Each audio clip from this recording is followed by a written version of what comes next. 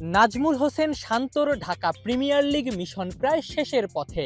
League পর্বের শেষ ম্যাচে মোহামেডান স্পোর্টিং ক্লাবের বিপক্ষে খেলেই এই মৌসুমের ডিপিএল থেকে সাইন অফ করবেন টাইগার ক্যাপ্টেন।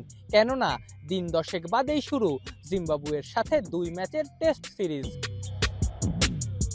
সেই ডিপিএল এর মাঝেই দেশসেরা কোচ বাংলাদেশের বর্তমান সিনিয়র সহকারী কোচ মোহাম্মদ সালাউদ্দিনের সঙ্গে পরিকল্পনা সেরে নিলেন শান্ত। লম্বা সময় ধরে সাদা বলের ক্রিকেট খেলার পর লাল বলের ক্রিকেটে ফিরতে কিংবা মানিয়ে নিতে হলে সঠিক পরিকল্পনা আর তার বাস্তবায়ন তো জরুরি। লাল বলে খেলা তো ডিফারেন্ট।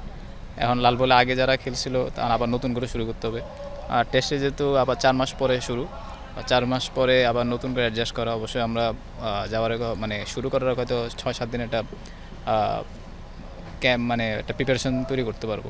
তো আশা করি আমরা টিম ওয়াইজ ভালো কিছু করতে পারবো। গত বছর টেস্ট ক্রিকেটে বেশ ভালো করেছেন মুমিনুলরা। পাকিস্তানকে হোয়াইট ওয়াশ করা ওয়েস্ট ইন্ডিজকে তাদের মাঠে টেস্ট হারানো। তবুও সাবেক এই টেস্ট ক্যাপ্টেন তৃপ্ত নন। এখনো তার আক্ষেপের জায়গায় সাউথ আফ্রিকা সিরিজ।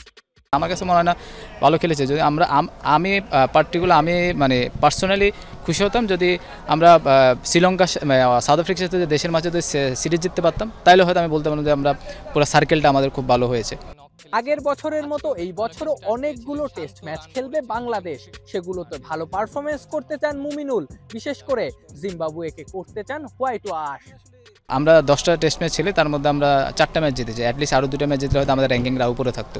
তো দিন শেষে কিন্তু এর আগের বছর আমরা 8 নম্বরে ছিলাম, এবার 8 নম্বরে ছিলাম। তো আমার কাছে মনে হয় আমরা খুব একটা ইমপ্রুভ করিনি। শুধু আপনার ইমপ্রুভমেন্টের জায়গা হলো আমাদের বোলিংটা ইমপ্রুভ করেছে, এটাই, আর কিছু না। Afnan Piyal, Jamuna sports, BKSP, Savar.